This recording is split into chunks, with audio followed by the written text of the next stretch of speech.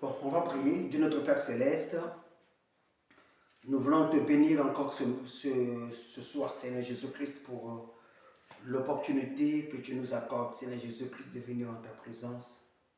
Seigneur, c'est un jour de culte aujourd'hui, vendredi, Père. Et nous sommes tous de commun accord, Père bien-aimé, pour élever, encore une fois de plus, nos âmes à toi, afin de pouvoir nous sanctifier encore ce soir. Et que tu ajoutes, Seigneur Jésus-Christ, tes riches et sincères bénédictions, Seigneur, dans notre vie.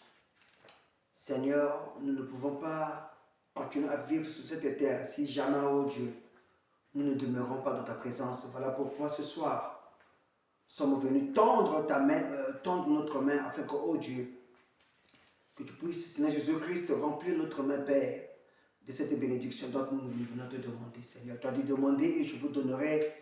Oui, tu as dit frappez et je vous ouvrirai. Tu as dit cherchez et vous trouverez. Seigneur, nous savons qu'en ce temps de la fin, Père, tu es venu nous chercher de la boue, où on vautrait, Père bien-aimé, dans le péché. Oui, nous étions loin de toi, Seigneur, éloignés de la parole, éloignés du Saint-Esprit, Seigneur Jésus. Mais l'écho, Père bien-aimé, a frappé notre cœur. Oui, Seigneur, le locataire qui était là, Seigneur Jésus-Christ, oh Dieu, a tout abandonné et il a pris la fuite. Voilà pourquoi ce soir, Seigneur, nous sommes plus que vainqueurs avec toi, oh Dieu, toi qui as vaincu la mort, ce jour des morts. Et tu fus élevé à la croix, Seigneur Jésus-Christ, pour que ce soir, Père, je puisse prendre ta place. Je prie, Seigneur Jésus-Christ, recevoir la vie, Zoé, la vie venant de toi. Nous prions, Seigneur Jésus-Christ, ce soir, oh Dieu, que ceux qui sont malades, Père, oh Dieu, puissent recevoir la guérison, Seigneur, au moyen de cette parole. Que ceux qui manquent de position soient positionnés, oh Dieu, que ceux qui sont affligés, soient consolés, Seigneur Jésus, et que la parole sorte avec effusion du Saint-Esprit. Comme pour que, oh Dieu, comme les disciples sur le chemin de Maïs pouvaient dire, que notre cœur brûlait alors qu'il se mettait à nous parler. Que ton nom soit béni, élevé à jamais, ne compte que sur toi, dans le nom de Jésus-Christ. Tu avais ainsi prié, demandé. Amen. Amen. Amen. Je vous salue précieusement dans le nom de notre Seigneur Sauveur Jésus-Christ. Encore une fois de plus, que Dieu vous bénisse. C'est toujours une joie, comme David pouvait le dire, que je suis dans la joie quand elle me dit, allons dans la maison de l'Éternel. Amen. Amen. Alors, nous continuons notre sous-thème. Nous sommes sur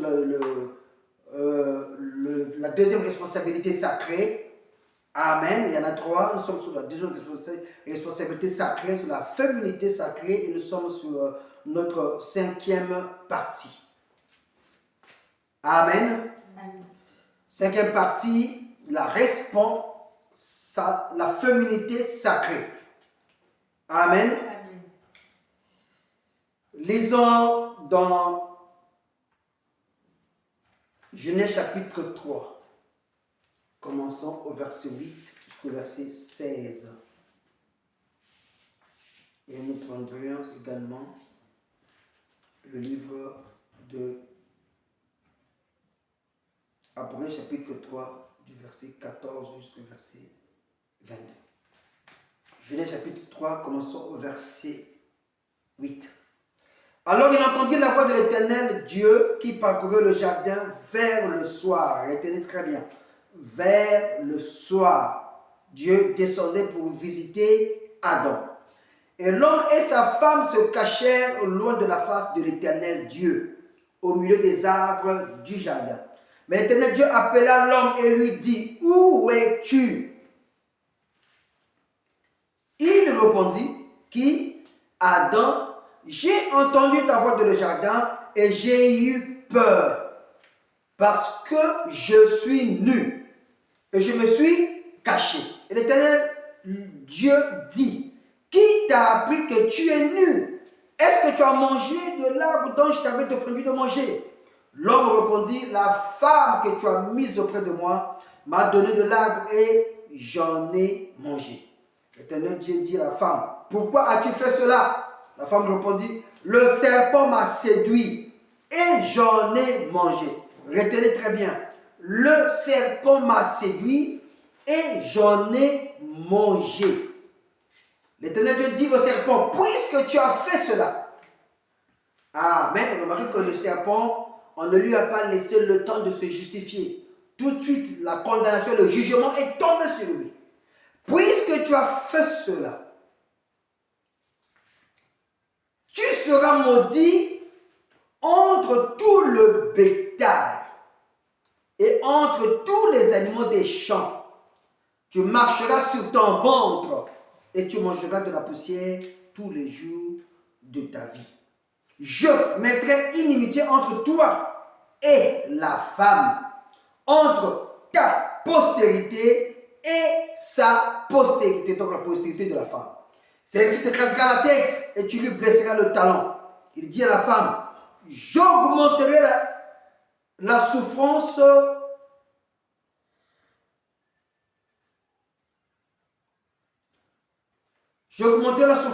de tes grossesses, tu enfanteras avec douleur et tes désirs se porteront vers ton mari. Mais, donc le verset 16, mais il dominera sur toi. Amen. Prenons Apocalypse chapitre 3, verset 14 au verset 22. J'espère que nous y toucherons quelque chose là-bas. Écrit à l'ange de l'église de Laodicée. Voici ce que dit l'Amen, le témoin fidèle et véritable, le commencement de la création de Dieu. Je connais tes œuvres, je sais que tu n'es ni froid ni bouillant, puis-tu être froid ou bouillant, ainsi parce que tu es tiède et que tu n'es ni froid ni bouillant, je te vomirai de ma bouche. Que l'Éternel bénisse la lecture de sa parole. Amen. Veuillez vous asseoir.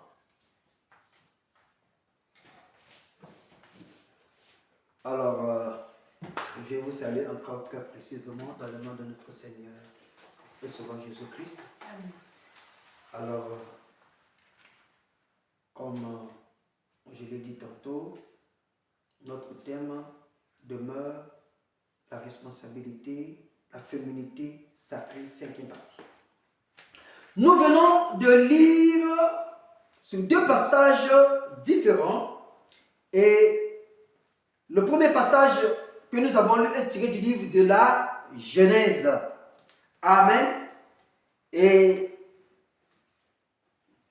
Dieu descendait au temps du soir. Amen. Remarquez que le message de Dieu, c'est toujours au temps du soir. Quand Dieu descend au temps du soir, Amen, il vient pour rencontrer un homme qu'il avait placé dans le jardin d'Éden qui est Adam.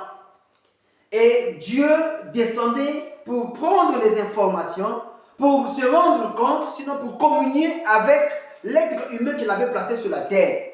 C'est ainsi que chaque soir, il descendait, la Bible dit qu'il descendait sur le palmier, où il venait rencontrer Adam pour demander qu'en est-il, amen, du royaume qu'il lui a confié. Adam certainement disait, oui, ceci se porte bien, là j'ai été faire ceci, là j'ai été faire cela. Amen. Amen. En bon enfant de Dieu, amen, Dieu venait et il rendait compte à Dieu. Mais ce jour-là, Adam s'était caché. Dieu lui demandera, mais qu'en est-il? Où es-tu? D'habitude, quand je viens, tu es là. Mais cette fois-ci, il se cacha. Savez-vous pourquoi il se cacha? Parce que ce dernier pécha. C'est ainsi que vous remarquerez. Quelqu'un qui s'éloigne de la parole de Dieu, quelqu'un qui s'éloigne de l'église, quelqu'un qui commencera à fuir l'église, à s'éloigner de l'église, c'est souvent ça, parce qu'il commence à vivre une vie sale, parce qu'il commence à vivre une vie de péché. Et le péché, amen, est une corruption. Le péché éloigne l'homme de Dieu. Le péché sort l'homme de la présence de Dieu. Le péché égare l'homme. Le péché, c'est le symbole de l'obscurité. Remarquez que Dieu est lumière. Quand Dieu vient, il manifeste rien de lumière. Amen. Mais quand tu es dans le péché, tu n'auras pas le courage de t'en approcher. Parce que le péché qui t'a corrompu, amen, te fera remarquer que tu n'es pas digne de te tenir dans la présence de Dieu. Mais je voudrais dire quelque chose à quelqu'un ce soir. que peu importe comment tu es couvert de péché, comment est-ce que tu vis sale, ne t'évertue jamais de t'éloigner de Dieu. Parce que plus tu t'éloignes de Dieu, amen, plus tu compliques encore ta situation et mieux pour le diable de se saisir de toi. Vous savez, le diable n'a qu'une seule manière de bondir sur toi, c'est de t'éloigner de Dieu. Voilà pourquoi certains sont montés au créneau pour vous, pour demander aux autres de ne pas aller servir Dieu, de ne pas aller prêcher. Ils vont faire de telle sorte que vous ne puissiez jamais alors demeurer de la présence de Dieu. Parce que celui qui demeure de la présence de Dieu, amen, amen, il ne pourra jamais être atteint. Amen. Celui qui demeure sous l'abri du Très-Haut, amen, amen, amen, demeure à l'ombre du Tout-Puissant. Remarquez que quand tu es sous l'abri du Très-Haut, le Très-Haut c'est Dieu, et toi tu es sous cet abri-là. Amen. Amen. Et la Bible dit que tu demeures à l'ombre du Tout-Puissant. Alors qui peut venir te chercher alors que tu es sous l'ombre du Tout-Puissant? Le diable ne peut pas venir te chercher là. Voilà pourquoi la première chose qu'il doit faire, c'est de te décourager. La première chose qu'il doit faire, c'est de te décourager. La première chose qu'il doit faire, c'est de te sortir de l'ornière de Dieu. C'est de te sortir de la présence de Dieu. C'est de te sortir où tu t'acclimates. Où tu reçois les rayons de lumière, où tu reçois la puissance de Dieu, où tu es gardé dans la lumière. Amen. Et les ténèbres, alléluia, ne régneront pas toujours. Amen. Peu importe comment les ténèbres règnent, peu importe comment la nuit s'est abattue dans ta vie, sache-le que le jour se lèvera toujours. Amen. Sache-le que les rayons de lumière, alléluia, se manifestera toujours. Donc la Bible dit, les ténèbres ne régneront pas toujours. Parce que dès le matin, amen, le soleil de justice va manifester ses rayons de lumière dans ta vie. Amen. Ne sois jamais défaitiste. Amen. Ne sois jamais désespéré. Amen. Oui, mais tu dois être un homme confiant. Un homme de confiance. Tu dois avoir confiance en Dieu. Peu importe là où tu passes. Peu importe les difficultés par où tu es en train de passer maintenant. Sache-les que les difficultés là ne régneront pas toujours. Amen. Ça va s'arrêter. Et Dieu te demande qu'une seule chose. Amen. C'est que tu demeures dans sa présence. Parce que dans sa présence, amen, c'est là qu'il y a la solution à ton problème. Dans ta présence, c'est là que Dieu descend pour te parler. Dans sa présence, amen, c'est là que tu es à l'ombre du Tout-Puissant. Et le diable ne peut te mettre la main là-dedans. Amen. Et voilà que Dieu descend. Alors, il va appeler Adam. Adam, où es-tu? Oui, Adam avait péché. Quand tu as péché, c'est Dieu qui fait te changer le monde. Ne crois pas que parce que, oui, on est venu t'appeler ou on t'a donné un rendez-vous d'aller à l'église. Et finalement, c'est toi-même qui par ta volonté, va à l'encontre de Dieu. Non, mais c'est plutôt Dieu qui est venu te chercher au moyen d'un homme. Amen. Amen. Parce que Dieu a fait de l'homme son agent. Dites Amen. Amen. Pour cela, Adam devrait rencontrer Dieu. Dieu devait voir son fils, même s'il était dans un état défaitiste, même s'il était dans un état du péché. Alors il demanda, Adam, où es-tu? Et voilà que Adam va dire que voilà, Dieu va lui demander, as-tu mangé à la chose que je t'avais défendu? Adam va dire, non, c'est pas moi, mais c'est la femme. Ils vont maintenant commencer à se jeter le tort. Amen. Et la femme dira que non, ce n'est pas moi, c'est plutôt le serpent.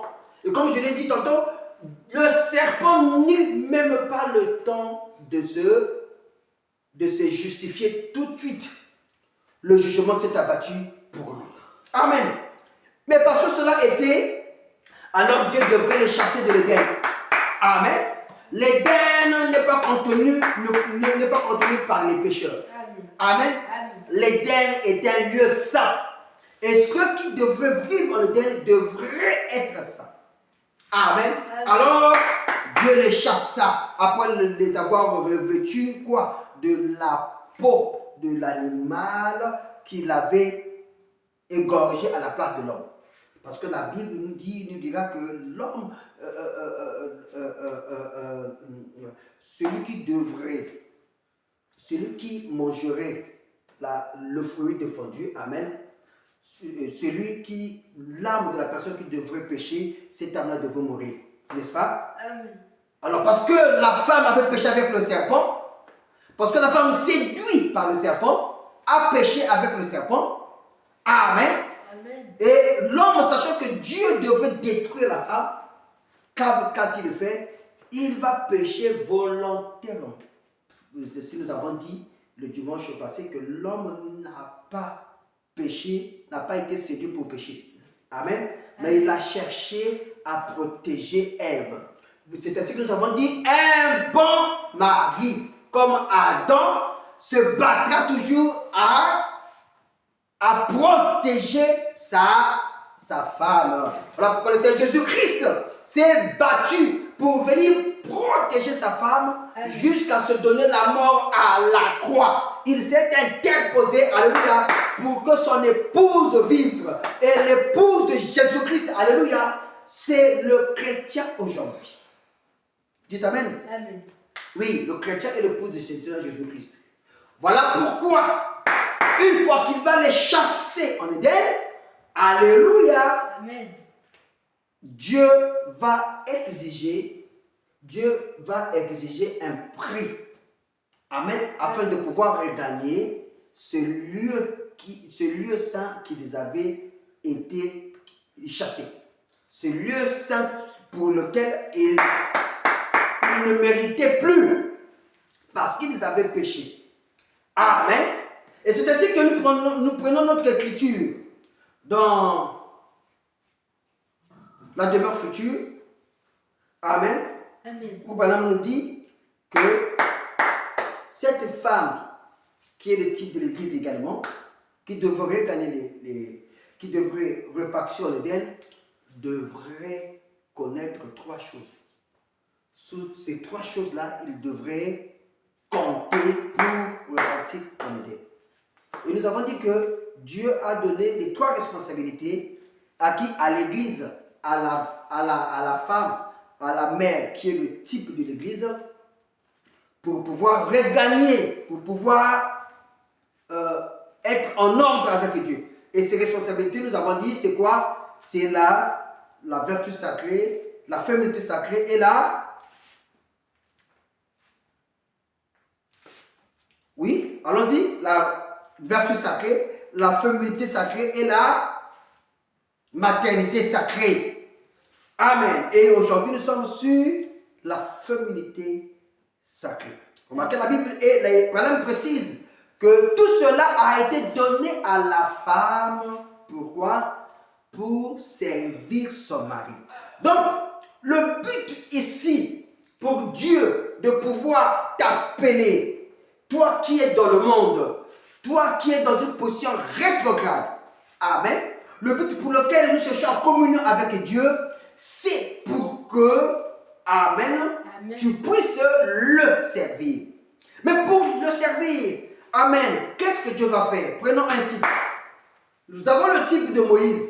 Dieu appelle son serviteur Moïse, amen, qui venait de fuir en Égypte pour le pays de Jéthro. Amen. Et il arrive là-bas et on va lui présenter une montagne où il y avait un feu qui ne se consumait jamais. Amen. Et nous sommes dans le livre d'Exode. Voici que Moïse va s'en approcher. Lorsqu'il va s'en approcher, Dieu va lui donner la recommandation de repartir en Égypte pour sortir son peuple qui était en captivité sous l'esclavagisme imposé par Pharaon. Remarquez, Moïse devrait aller sortir ce peuple. Et la Bible dit qu'il devrait sortir ce peuple pour les amener où? Pour les amener sur la montagne. Pourquoi il devait les amener sur la montagne? parce que c'est là qu'il devrait servir l'Éternel. Remarquez que Dieu, Amen, quand il prend son peuple de l'Égypte, Amen, et qu'il les amène dans le désert, Amen, la conduite qu'ils doivent tenir leur devrait prévenir de la montagne. C'est ainsi que nous lisons dans Exode chapitre 3 du verset 12. Dieu dit, je serai avec toi, et ceci sera pour toi le signe que c'est moi qui t'envoie. Quand tu auras fait sortir d'Égypte le peuple, vous servirez Dieu sur cette montagne. Amen. Amen. Faisons le parallèle. Amen. Voilà, on dit que, Amen, toutes ces responsabilités avaient été données à la femme afin de servir son mari. Amen. Et ici, Amen, quand Dieu appelle Moïse, Moïse devrait, la Bible est en train de nous préciser ici, qu'une fois qu'il devrait sortir ce peuple de l'Égypte, il ne devrait pas vivre chacun selon sa volonté.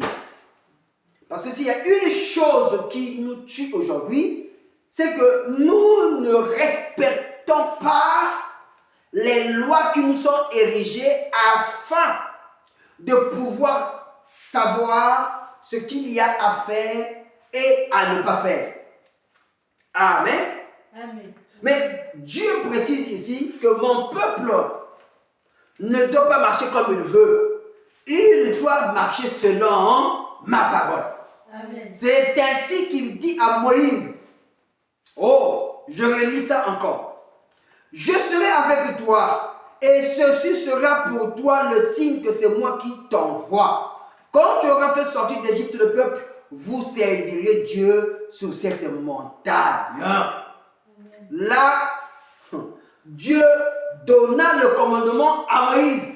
Et c'est la décalogue, Amen, Amen. qu'il donna à Moïse, qui ne sont autres que les 10 commandements. Amen. Et tout juif, Amen, respecte cette loi de Moïse, cette décalogue. Voilà pourquoi Jésus-Christ va leur dire que avant Moïse fut je suis, pour eux c'était un grand blasphème, qu'il fallait le lapider. Ils vont même lui dire, es-tu plus grand que Moïse qui nous a érigés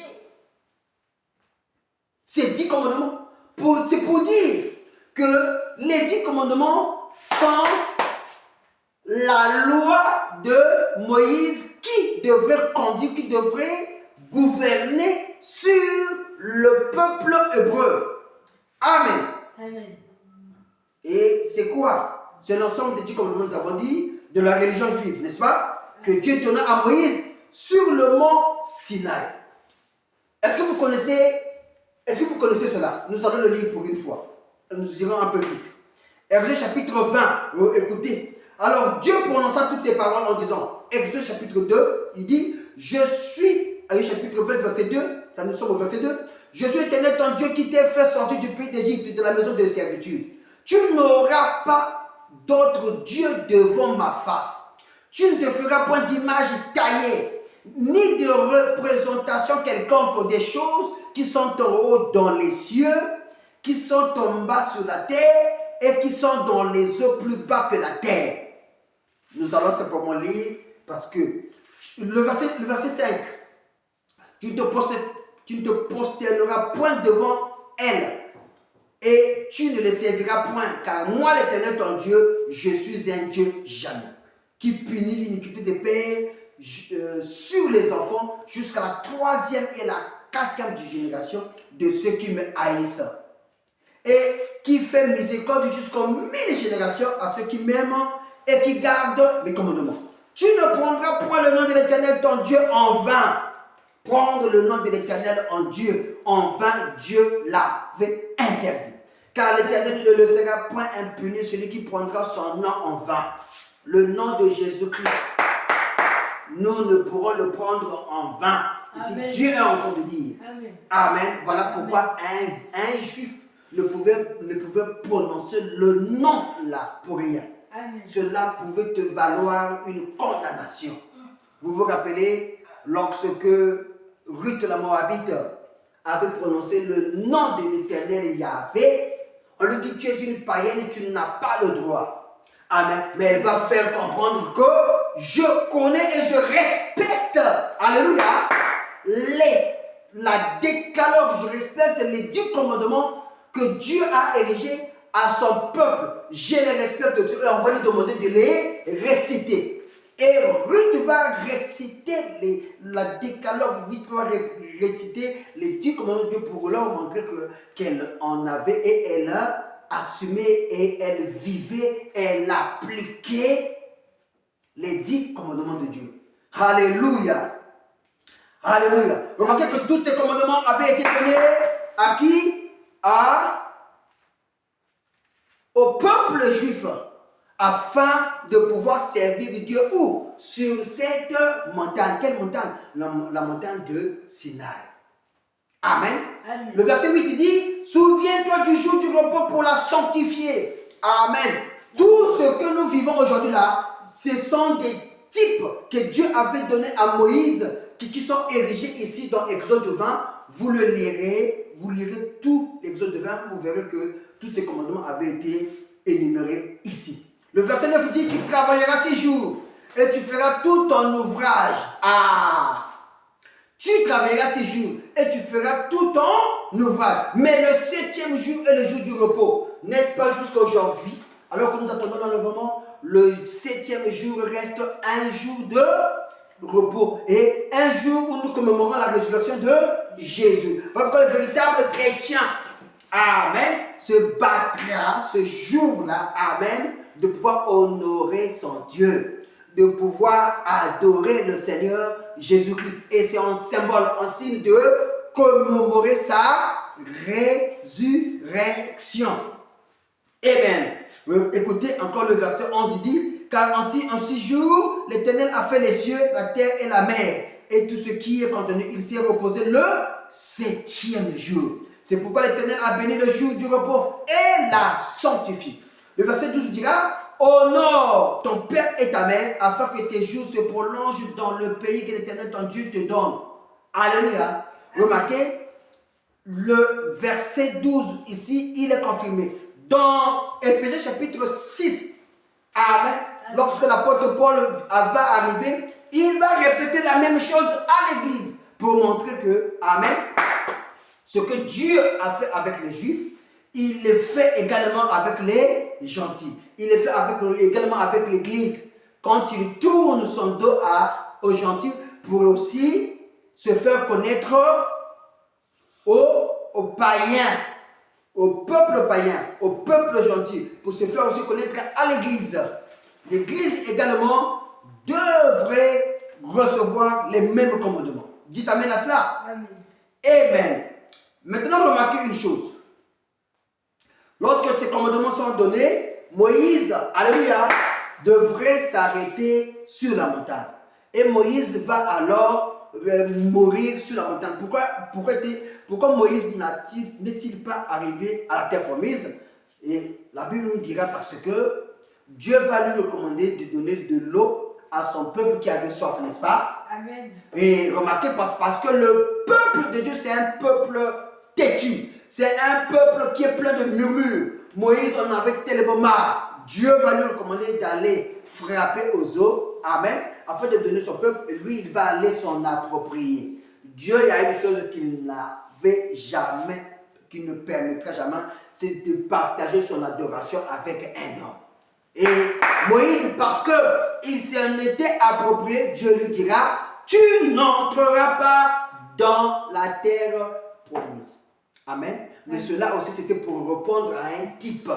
Le type, c'est que, alléluia, amen. Moïse, lui, le prophète, devait s'arrêter là. Amen. Amen. Et Josué, amen, amen, qui est l'élève de Moïse, qui est en même temps le type de l'effusion du Saint-Esprit avec le Christ. Amen. Quand Christ part, quand Christ repart au ciel, quand Christ monte au ciel, quand l'ascension du Christ va avoir lieu, amen, amen, nous connaîtrons 8 jours après la descente du de la Pentecôte, le Saint-Esprit, amen, va descendre dans la salle et c'est le Saint-Esprit qui va gouverner les apôtres. Et par le Saint-Esprit ou par le Saint-Esprit, les apôtres vont répandre les miracles, les mêmes miracles que le Seigneur Jésus-Christ avait fait. Amen. Pour la continuité, amen, du travail que Dieu devrait exercer sur son peuple juif. Mais là, ce n'était pas seulement le peuple juif, mais également aux païens. Et ici, Moïse, qui est le même, qui est un prophète, devrait lui également s'arrêter là. Quand il s'est arrêté sur la montagne, alors le type du Saint-Esprit, c'est qui? C'est Josué. Et que devrait faire Josué? Josué devrait introduire ce peuple-là dans leur patrie. Josué devrait faire quoi? Devrait introduire le peuple de Dieu dans leur patrie. C'est ainsi que nous lisons. Écoutez, le départ du prophète.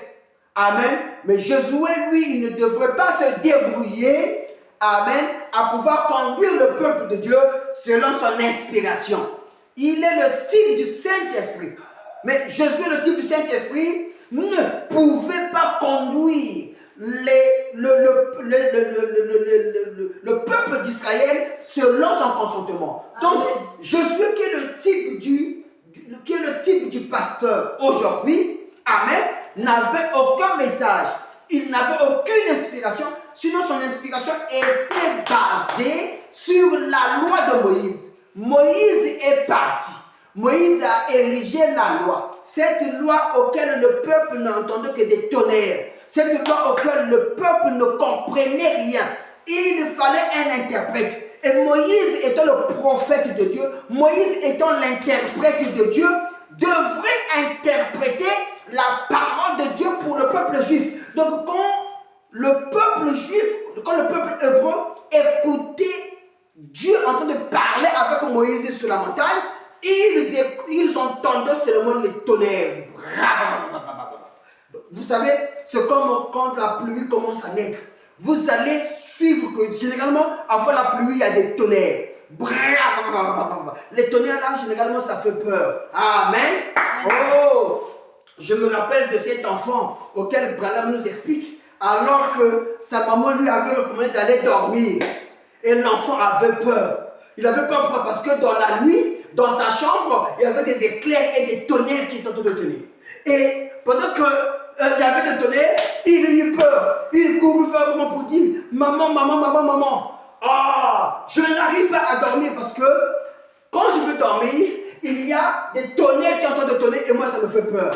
Et sa maman va lui expliquer, tu sais, tu te rappelles, lorsque il arrive que Dieu nous parle, dans le tonnerre, c'est Dieu qui veut te parler. Il dit, oui maman, mais moi je veux que Dieu puisse me parler couvert de peau. Voilà pourquoi nous recevons Dieu couvert de peau. Oui maman, oui, nous voulons un Dieu couvert de peau. Parce que quand Dieu est couvert de peau, alléluia, là la bouche parlera, j'entendrai et je comprendrai. Les tonnerres faisaient peur au peuple juif. Quand Dieu se met à parler sous forme de tonnerre, le peuple ne peut rien comprendre. Alléluia. Parce qu'il n'a pas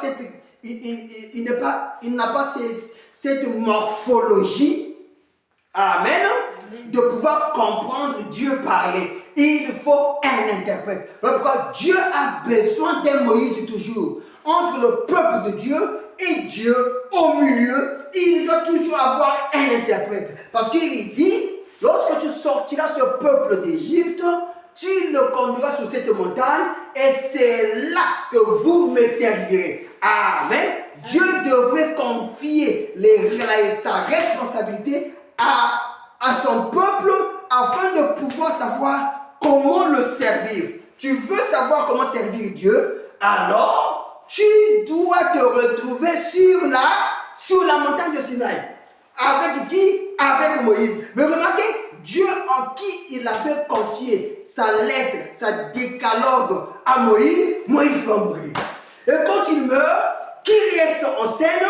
C'est Josué. Dieu va susciter, Dieu va appeler du milieu des Juifs, amen, celui que l'on appellera Josué. Et c'est ainsi que Josué, quand il vient, lui, le titre du Saint-Esprit, Josué n'a pas son inspiration. Je dis, je répète et je martèle. Josué en lui-même, il ne vient pas pour dire, j'ai prié et Dieu m'a dit Dieu va lui donner des recommandations. Comment devrait prendre le peuple, comment devrait-il prendre le peuple de Moïse, amen, pour l'introduire à Canaan. Parce que c'était cette responsabilité que Dieu avait donnée afin de pouvoir servir Dieu. N'oubliez pas, nous avons notre écriture de base.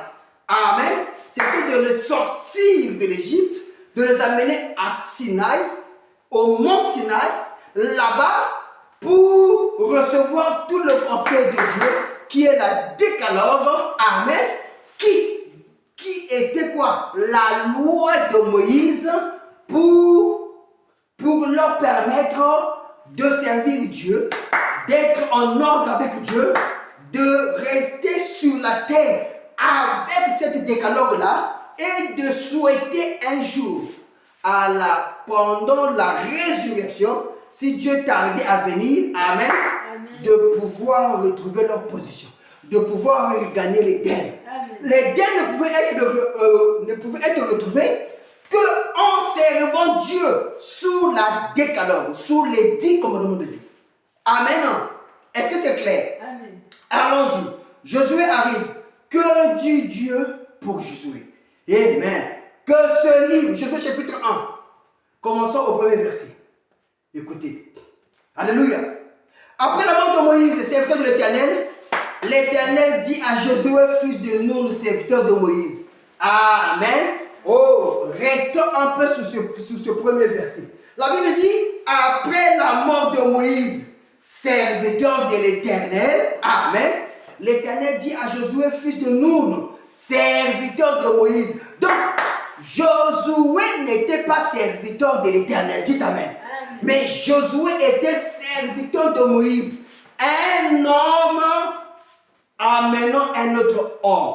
Un homme ayant la foi dans un autre homme. Qui était Moïse? Moïse était cet assassin-là qui avait tué cet Égyptien. Mais dont Dieu a récupéré, dont Dieu a lavé, dont Dieu a justifié, dont Dieu a sanctifié, dont Dieu a rempli de son esprit. Et il a fait de Moïse Dieu pour Pharaon. Dites amen. Il a fait de Moïse Dieu pour Pharaon. C'est la Bible qui le dit. Je te fais Dieu pour Pharaon. Et Aaron sera ton prophète. Donc lorsque Dieu est sur la terre, amen, n'oubliez pas que la présence du prophète est également là-dessus. Lorsque Dieu est sur la terre, c'est que son prophète est également quelque part. Alléluia. Amen. Voilà pourquoi, lorsque Moïse part, amen, que doit-il faire? Alors il appelle Josué. Josué est du Saint-Esprit. Nous avons dit que Josué n'a pas de message. Josué n'a pas une autre inspiration qui va balayer tout ce que Moïse a laissé, mais plutôt l'inspiration de Moïse. Amen. C'est sur quoi? C'est sur ce qu'il a donné à Moïse. La loi de Moïse. La décalogue auquel Moïse a laissé sur la terre avant sa mort. Et n'oubliez pas une chose. Josué, il est dit qu'il était serviteur de qui? De Moïse. Amen. Josué n'était pas serviteur de l'Éternel. Reprenons encore le verset. Josué chapitre 1 du verset 1. Après la mort de Moïse, serviteur de l'Éternel, l'Éternel dit à Josué, fils de Nun, serviteur de Moïse. Alléluia. Moïse, mon serviteur, est mort. Maintenant, lève-toi. Alléluia. Josué était certainement quelqu'un d'assis, qui se laissait enseigner par Moïse, qui voyait comment Moïse faisait, qui voyait comment Moïse marchait, qui voyait comment Moïse fonctionnait. Alléluia, en tant que prophète, qui voyait comment est-ce que Dieu était en train de traiter avec Moïse, serviteur de l'Éternel. Maintenant, quand Jésus arrive, lui, il doit être serviteur de Moïse. Il a vu comment Moïse a fait. Dieu lui dit, maintenant c'est ton tour. Moïse est parti. Josué, maintenant lève-toi. Passe le Jourdain. Alléluia. Passe ce Jourdain, toi et tout ce peuple-là, pour entrer dans le pays que je te donne aux enfants d'Israël. Le verset 3. Écoutez maintenant les promesses. Dieu dit que parce que pour passer le Jourdain, tu vas souffrir. Alléluia. Parce que tu auras des bâtons, on va te mettre des bâtons sous la main. Amen. Le diable va t'empêcher de pouvoir traverser le Jourdain parce qu'il sait que après la traversée du Jourdain, vous allez hériter Canaan. Mais parce que vous allez hériter Canaan, alléluia, les territoires que vous allez ravir, vous allez ravir ce territoire-là et il se trouve entre les mains des Philistins. Vous devrez entrer. Mais vous devrez déloger nos autochtones qui sont là. Parce que moi, Dieu, je vous ai donné ce territoire. Oh, peuple de Dieu. Alléluia. La bénédiction se ravit. Le peuple hébreu, le peuple d'Israël devrait ravir cette bénédiction sur un territoire neutre. Des gens qui sont là, eux devraient arriver à posséder et à chasser tous ceux qui étaient là. Pourquoi? Parce que Dieu leur avait donné cette partie de terre-là à eux. Alléluia. Remarquez, Dieu veut commencer maintenant à lui rappeler les choses afin de se tenir sur cela parce que la bénédiction de Josué et de son peuple se trouvait là-dedans. Voilà pourquoi nous devons toujours regarder Dieu selon les promesses qu'il nous a données. Parce que c'est ainsi que, alléluia, la responsabilité de Dieu nous incombe et notre victoire, c'est sur ce que Dieu nous a dit. Comme il le dit ici à Moïse, il le dit ici à Josué.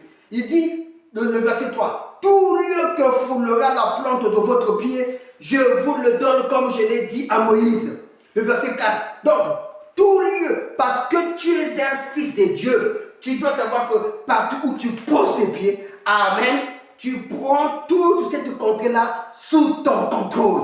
Alléluia. Et Dieu lui rappelle, n'aie pas peur. Écoutez le verset 4.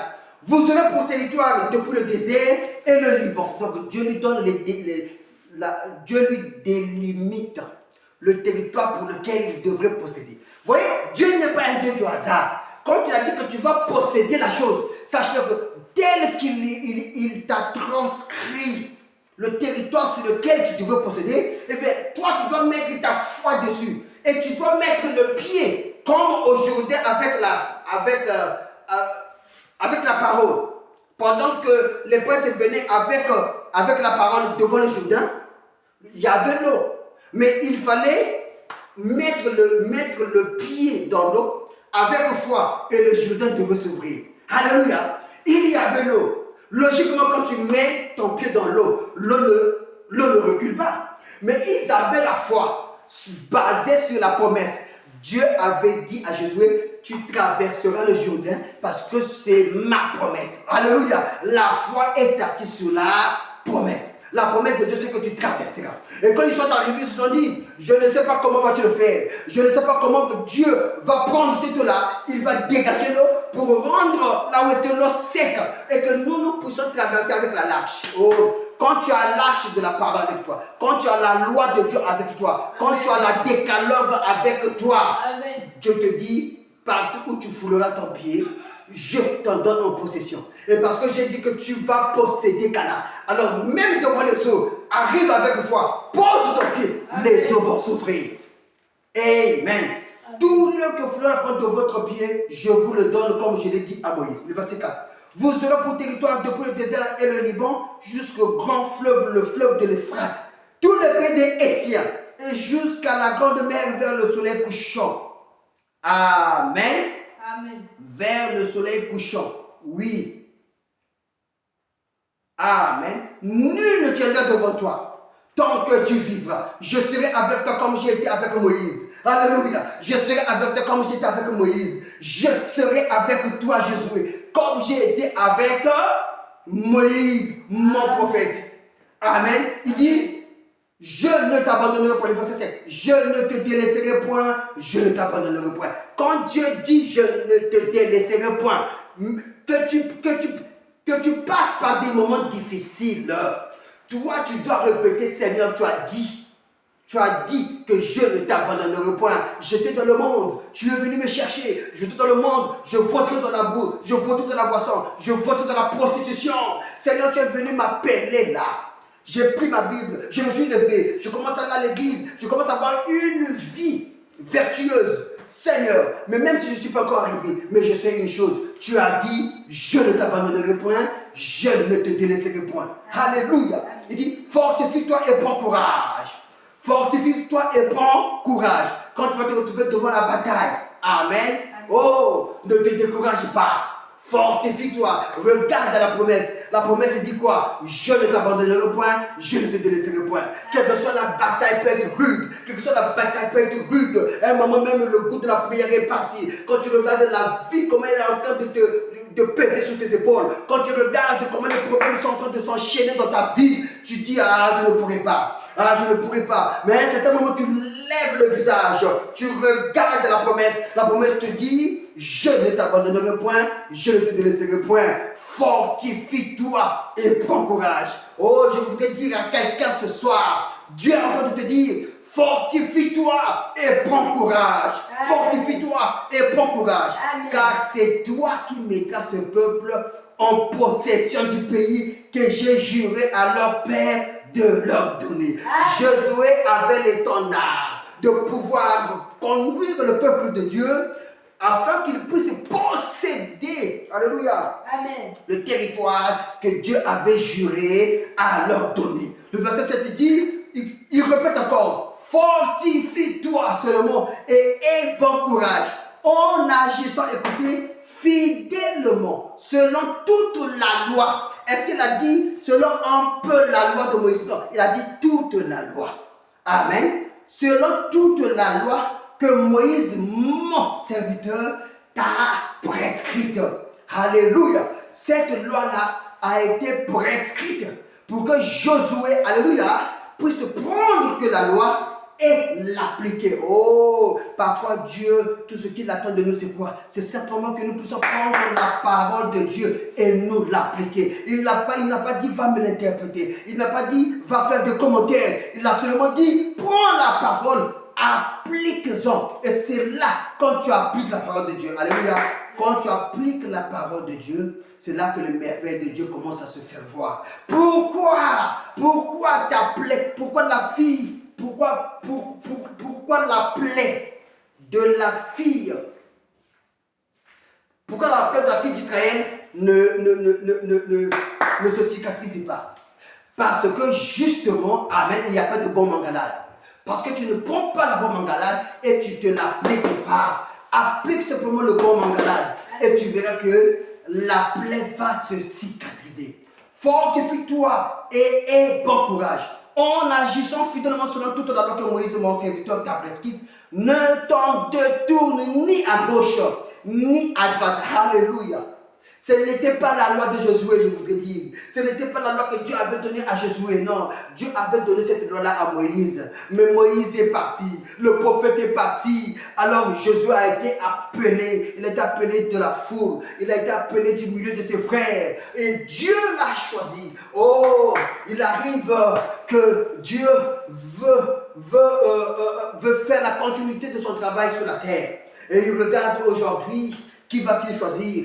Oui, toi qui étais certainement dans le monde, toi qui étais certainement dans la boue du péché, toi certainement qui ne connaissais de rien du tout Dieu, mais Dieu vient te chercher dans le monde. Comme il est allé crier Adam, Adam, où es-tu? Parce que Adam avait péché, il s'est éloigné de la présence de Dieu, il s'est éloigné de l'Éden, il s'est éloigné de là où Dieu venait et communiait avec lui. Alors il fallait encore qu'il demande Adam, Adam, où es-tu? Il dit que oui, parce que j'ai entendu ta voix, j'ai péché, j'ai entendu ta voix, je suis parti me cacher. Certainement toi aussi tu te cachais dans le monde, tu te cachais dans les bars, tu te cachais dans les buvettes, tu te cachais dans les boîtes de nuit. Mais Dieu est venu te chercher là, il est venu te chercher là. Il a dit Gislain, où es-tu? Sors de là, parce que c'est toi qui va faire traverser ce peuple. Mais pour cela, je te donne la loi de Moïse. Il dit fortifie-toi et aie bon courage. Fortifie-toi seulement et aie bon courage. En agissant fidèlement, selon toute la loi que Moïse, mon serviteur, t'a prescrite. Ne t'en détourne ni à droite, ni à gauche. Vous savez, quand quelqu'un est convaincu d'une chose, qu'une autre personne peut venir vouloir lui dire le contraire. Il va dire, arrête, je ne veux même pas t'entendre, parce que ce que je sais, c'est la vérité. Il dit, quoi, qu'est-ce que tu dis? Je sais, vous savez, une personne, il va tellement défendre sa position. Il peut même te dire, si tu continues à me parler de la sorte, alors ne me parle plus. Ou tiens-toi loin de moi. Pourquoi? Parce qu'il est tellement convaincu. Il a mis toute sa confiance. Il a mis toute son énergie dans ce que Dieu lui a dit. Et personne ne peut lui détourner de cela. Voilà pourquoi un véritable fils de Dieu, quand il a entendu Dieu lui parler, rien au monde ne peut lui être réfractaire. Rien au monde plutôt ne peut le déroger, ne peut l'éloigner encore de la présence de Dieu. Parce que quand Dieu t'a parlé, alléluia, cette parole-là est entrée en toi et il a fait de toi Dieu. Vous voyez que Dieu parlant à Dieu. Et quand tu deviens Dieu, rien ne peut encore t'ébranler. C'est ainsi que tout lieu où tu foules, tout lieu où tes pieds foulent la terre, amen, automatiquement tu en prends en possession. Pourquoi? Parce que pour tout commencer, tu es un vainqueur. Alléluia. Ce soir, tu dois savoir que tu es un vainqueur. Tu es né pour vaincre. Tu es né pour vaincre. Voilà pourquoi Dieu est venu te chercher dans la boue du péché. Il a dit non, toi, je te choisis. En fait, il ne t'a pas choisi là à l'instant où il t'appelle. Dieu t'avait choisi dès avant la fondation du monde. Et le diable d'ailleurs le savait. Voilà pourquoi dans ta vie, tu as traversé beaucoup de choses bizarres. Tu te disais, il y a des choses que j'ai traversées, mais c'est comme la main de Dieu qui m'a toujours secouru. Oui, Dieu veillait sur toi. Dieu veille sur toi. Dieu veille sur toi. Parce qu'il a une mission à accomplir avec toi. Sa mission, alléluia, c'est de le servir. Sa mission, alléluia, c'est de marcher avec lui. Comme Jésus ici. Il lui dit, ne te détourne ni à droite, ni à gauche, afin de réussir dans tout ce que tu entreprendras. Amen. Amen. Et le verset, allons-y. Et le verset qui te dit que ce livre de la loi ne s'éloigne pas de ta bouche. Médite-le jour et nuit. Alléluia. Médite-le jour et nuit. Dieu est en train de parler à Josué afin de réussir dans sa mission. Il dit médite ce livre de la loi. Quelle loi? La loi qu'il avait donnée à Moïse. Moïse est parti, mais Josué doit faire la continuité. Pour cela, alléluia, il doit avoir les responsabilités. Il doit connaître ses responsabilités. Il doit connaître ses limites. Afin que, alléluia, l'épouse de Dieu, alléluia, afin que le peuple de Dieu, alléluia, afin que ceux qui sont de Dieu puissent marcher non pas selon leur vision, puissent marcher non pas selon leurs interprétations, mais qu'ils puissent marcher selon, en appliquant fidèlement, alléluia, ce que Dieu a dit de la bouche de Moïse. Ce que Dieu a dit de la bouche de Moïse. Josué devrait veiller son application. C'est comme une loi qui a été votée à l'Assemblée. Quand la loi est votée à l'Assemblée, alléluia, qu'est-ce qui se passe? Il se passe que cette loi doit être appliquée. Et que fait la police? La police doit veiller que la loi a été appliquée. Quand il arrive, il doit savoir qui est en train de créer la pagaille et qui ne le crée pas. Amen. Et il va amener celui qui ne respecte pas la loi. Amen. Donc tout cela est mis en place pour que d'autre part, l'Assemblée nationale vote la loi. Une fois qu'il vote la loi, alors il met les organismes tout autour de cette loi afin de veiller à son application. Et Josué est le type de l'organisme qui veille à son application. Il dit, pour que Josué, tu puisses veiller à son application, tu dois toi-même d'abord méditer et savoir de quoi il est question. Savoir quelles sont tes limites. Savoir comment vas-tu reconnaître que celui-là a fraudé, celui-là n'a pas fraudé. Parce que tu aurais appris. Et après tu appliques. Voilà pourquoi il dit, médite le jour et nuit. Oui, la parole de Dieu doit être méditée. Mon frère, ma soeur, pourquoi tu ne médites pas la parole de Dieu? Pourquoi tu ne entres pas en contact avec la décalogue de ton jour? Ici, c'est la décalogue de Josué avec le peuple d'Israël. Et c'est ainsi que ce que Dieu a fait avec le peuple d'Israël, il le fera aussi avec nous. Cela pour nous est un type. Tout ceci est un exemple pour nous montrer que ce que Dieu a fait avec Moïse et Josué, il le fera aussi avec nous. Mais le problème, c'est qu'avec nous, amen, Dieu n'agit pas en peuple, mais Dieu agit de façon individuelle. Dieu appelle de façon individuelle. Ici, il appelait un peuple entier. Il appelait tout le peuple hébreu qui était en captivité. Mais aujourd'hui, nous ne sommes pas dans une captivité physique. Nous sommes dans une captivité spirituelle. Alléluia.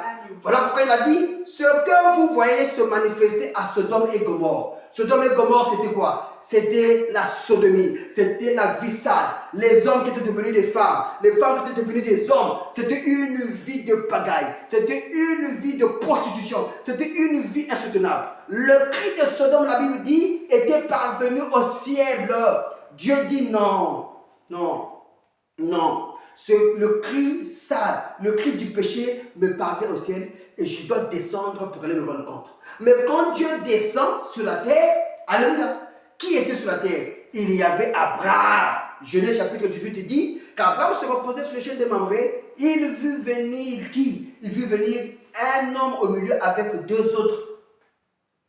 Les trois venaient et ils passaient à côté d'Abraham. Abraham, quand il les a vus, alléluia, la profondeur appelait la profondeur, la profondeur appelait la profondeur en Abraham lui fit dire que celui qui était au milieu, c'était Elohim, c'était le Seigneur Jésus-Christ, qui avait pris un corps de chair, qui était entré dedans, et il a pris des anges, Michael et Archange, il les a pris, Michael et Gabriel, il les a pris, il les a donné aussi un corps. Ils sont entrés là-dedans, ils sont dit, descendons sur la terre pour aller constater si réellement la loi est toujours en vigueur, si seulement ils sont en train de vivre et de respecter la loi. Mais quand il est descendu, il dit à Abraham, oh Abraham, je ne pouvais pas aller à Sodome sans tout d'abord passer par mon prophète. Tu es mon ambassadeur sur la terre. Donc, avant que je puisse, quand je rentre dans un pays, amen, sachant que mon ambassadeur est là, c'est à lui que je viens premièrement.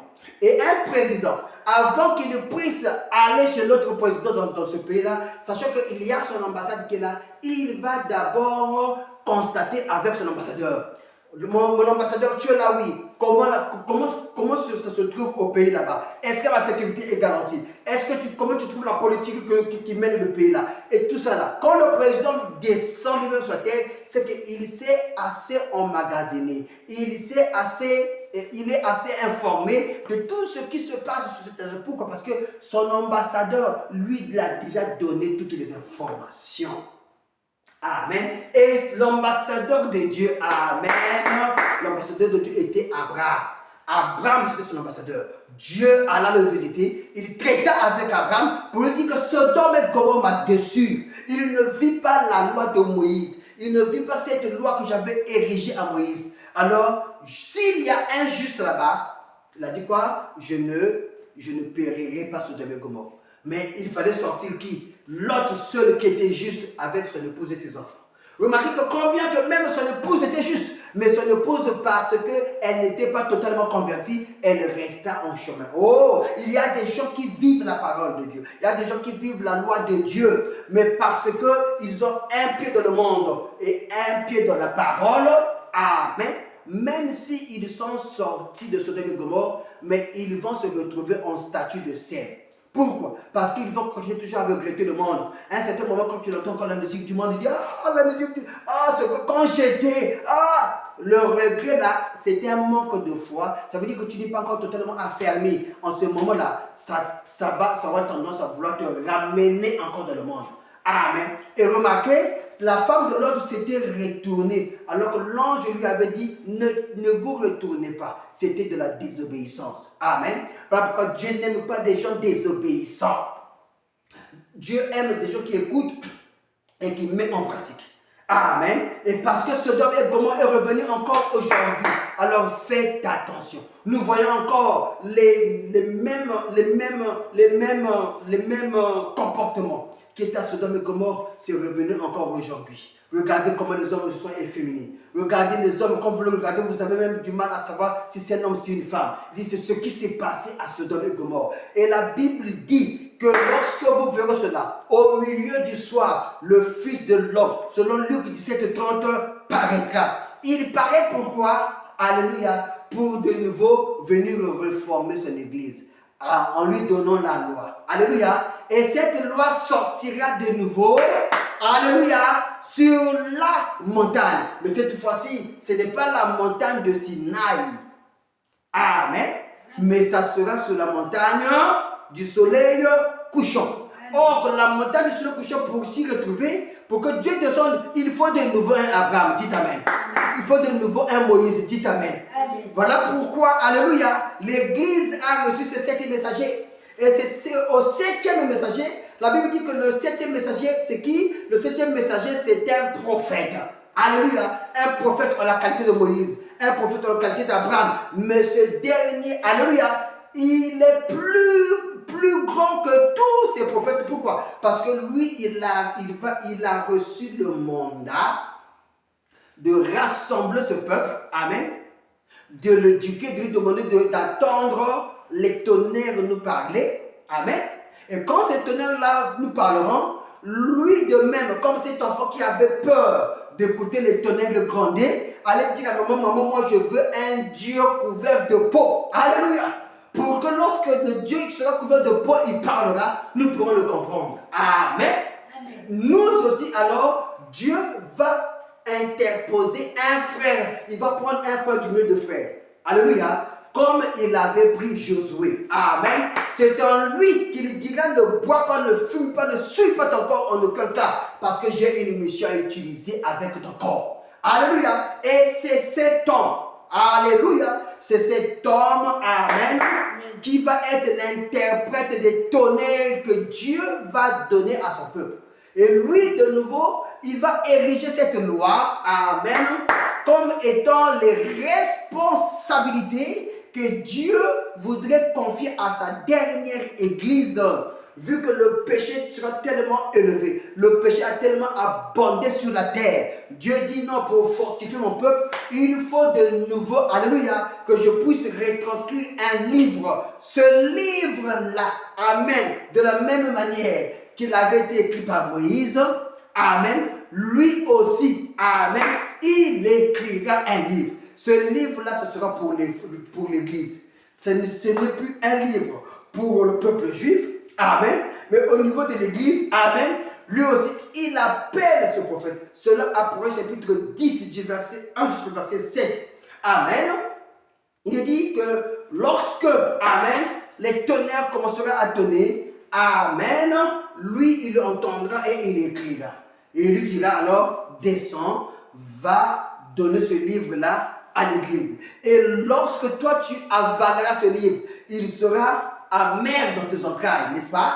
Amen. Oui, amer parce que cela sera difficile à vivre. Cela sera difficile à vivre. Mais parce que c'est poussé par le Saint-Esprit, amen, que Dieu te conduira. Poussé par le Saint-Esprit, tu seras fortifié. Poussé par le Saint-Esprit, oh, tu auras toujours cette volonté d'aller de l'avant. Pourquoi? Amen. Parce que Dieu voudrait te voir être béni. Dieu Amen. voudrait te voir être élevé. Dieu voudrait te voir devenir un véritable fils né de son esprit, baptisé du Saint-Esprit, pour que cette parole puisse s'exprimer en toi. Amen. Amen. Amen. Et c'est ainsi, amen, que cet homme-là, une fois qu'il aurait pris le message, une fois qu'il aurait pris le message de Dieu, une fois qu'il aurait tout emmagasiné, il viendra pour expliquer les tonnerres au peuple de Dieu. Le tonnerre, c'est quoi? C'est la responsabilité que Dieu confie à l'Église. Le tonnerre, c'est la responsabilité que Dieu prend, amen, il donne à un Moïse. Et cet homme Moïse, prophète, qui n'est autre que William Branham, il fait quoi? Lui, il prend ce que Dieu a dit et il le donne à l'Église. Mais remarquez, cette fois-ci, ça ne sera pas Josué, amen, qui va prendre la loi de Moïse pour conduire le peuple à Canaan. Celui-ci comprendra la loi de Dieu, le message de Dieu, les tonnerres qui ont été tenus sur l'Apocalypse chapitre 10, du verset 1 jusqu'au verset 7. Celui-ci les prendra, amen, il fera quoi? Il le confiera à l'Église. Remarquez? Lui, lorsqu'il va arriver là, lui aussi va mourir. De la même manière que Moïse est mort, lui aussi il va mourir. Bon, maintenant le prophète de la dernière église est mort. Maintenant, les écritures là, comment allons-nous faire avec? Dieu va susciter des Éphésiens 4. Amen. Dieu va susciter quoi? Les Éphésiens 4. Ce sont les Éphésiens 4. Amen. Fidèlement appelés. Dites amen. Amen. Fidèlement appelés Quelle sera la mission des Éphésiens 4? La mission des Éphésiens 4 sera quoi? Est-ce qu'ils vont venir avec leur inspiration? Oh non, moi je suis pasteur, moi je suis docteur, moi je suis prophète, moi je suis évangéliste, moi je suis apôtre. Tout cela viendra avec une seule inspiration. C'est quoi? C'est la décalogue, c'est le type de la décalogue de Moïse, qui n'est autre que le message que Dieu a donné à qui? À son serviteur, le prophète du temps de la fin. Amen. Et toi, Éphésiens 4, quand tu viens, tu fais quoi? Tu fais comme Moïse. Reste fidèle avec ce qu'il a dit. C'est là que se trouve ton salut. Quand tu prends ces responsabilités, tu vis ces responsabilités, c'est ainsi que tu auras le retour en Éden. Parce que c'est les responsabilités que Dieu confie à travers son prophète. Il t'amènera où? Il t'amènera à l'adoption. Dites Amen. Il t'amènera au baptême du Saint-Esprit. Dites Amen. Il t'amènera à ce que tu puisses recevoir la personne de Christ personnifiée dans ta vie. Amen. Recevons le véritable baptême du Saint-Esprit qui éloigne le chrétien du péché. Dites Amen. Qui l'amène à l'expiation. Dites Amen. Et c'est la rédemption totale. Amen. Oui, c'est l'effusion du Saint-Esprit dans ta vie. Amen. C'est ainsi que ce ne sera plus toi qui vis, mais c'est Christ vivant en toi. Amen. Amen. Amen. La féminité sacrée. Amen. Notre toi, femme type de l'église. Amen. Parce que tu es église. Oh, tu es le corps de Christ. Oh, le corps de Christ doit être fécondé par son mari. Et notre mari, c'est Christ Jésus. Quand Jésus-Christ féconde l'église, amen, l'église reçoit, alléluia, la sémence parole de Jésus. Cette sémence parole, amen, va t'amener à la fécondation. Amen. C'est ainsi que tu seras une mère. Pourquoi? Parce que tu aurais accouché d'un fils. Alléluia. Nous voulons la fécondation. Et pour que tu sois fécondé, amen, tu dois suivre l'homme Branham. Tu dois suivre le 7e messager. Car la dernière église, amen, recevra son dernier prophète. Et le dernier prophète, le type de Moïse, amen, rétablira, ramènera les véritables croyants, amen, à pouvoir avaler le tonnerre, à pouvoir écouter le tonnerre. Et c'est ainsi que la responsabilité de la femme, elle est cachée sous le tonnerre. Parce que la Bible dit, Branham nous confirme que cette responsabilité lui avait été confiée pour servir son mari. Pour servir son mari. L'église doit servir son mari. L'église doit servir son mari. L'église doit servir son mari. Et son mari, c'est le Seigneur Jésus-Christ. Et son mari, c'est le Seigneur Jésus-Christ. Lorsque tu fais quelque chose de bien à ton frère, Jésus-Christ dira à qui tu l'as fait. C'est à moi que tu l'as fait. Il a dit à Paul, Saul, Saul, pourquoi me persécutes-tu? Il dit, qui es-tu, Seigneur? Il dit, oh, je suis Jésus que tu persécutes. Je suis Jésus que tu persécutes. Donc, lorsque vous êtes persécutés, lorsque Satan se déchaîne sur vous, sachez-le que sa fin sera atroce. Parce que suivre un enfant de Dieu, c'est suivre Dieu lui-même. Persécuter un fils de Dieu, c'est persécuter Dieu lui-même. Attendez-vous à des conséquences. Attendez-vous à des conséquences. Voilà pourquoi toi, chrétien, tiens-toi au repos. Amen. Car Dieu combattra pour vous. Amen. Car Dieu combattra pour vous. Amen. Que le Seigneur vous bénisse. Prions. Éternel Dieu de gloire, nous te remercions, Seigneur, pour ce temps que tu nous as accordé de pouvoir, encore une fois de plus, Dieu, parler et voir ces choses que tu nous as communiquées aujourd'hui. Seigneur, nous voulons, au Dieu Tout-Puissant, Père, mais accepter les responsabilités que tu nous as données, qui est celle, au Dieu Tout-Puissant, d'avaler le tonnerre et de devenir un tonnerre, afin de pouvoir, au Dieu Tout-Puissant, te servir. Oui, te servir, c'est la meilleure chose, Seigneur Jésus-Christ, que nous pouvons nous attendre sur cette terre. Tout comme une femme, au Dieu Tout-Puissant, sert son mari à la maison. Alléluia, nous te servons, Seigneur Jésus-Christ, dans ton église. Alors, viens, Père bien-aimé, comme tu l'as dit à Jésus, fortifie-toi et prends courage. Oui, Seigneur, nous avons besoin de ce courage. Nous avons besoin, oh Dieu Tout-Puissant, d'être fortifiés. Fortifie ton église en ce temps ténébreux, en ce temps difficile où, Père, nous voyons, Père bien-aimé, le diable s'est disséminé, Seigneur. Il empêche les ministères, il va empêcher les ministères, il va empêcher des frères, Seigneur, de pouvoir exercer, de pouvoir avancer avec toi. Mais nous savons une chose, Seigneur Jésus-Christ, alléluia, qui empêchera les élus de Dieu d'avancer. Seigneur, c'est toi qui appelles, c'est toi qui fortifie, c'est toi qui conduis. Alors conduis ton peuple, Seigneur, conduis ton église, Seigneur, car là-dessus, au-dessus de tout, notre foi se trouve. Que ton nom soit béni, élevé à jamais. Nous te disons merci, Seigneur, car tu avais ainsi prié et demandé dans le nom de Jésus-Christ. Amen. Amen. Que Dieu vous bénisse. On se retrouve dimanche pour continuer notre culte. Shalom.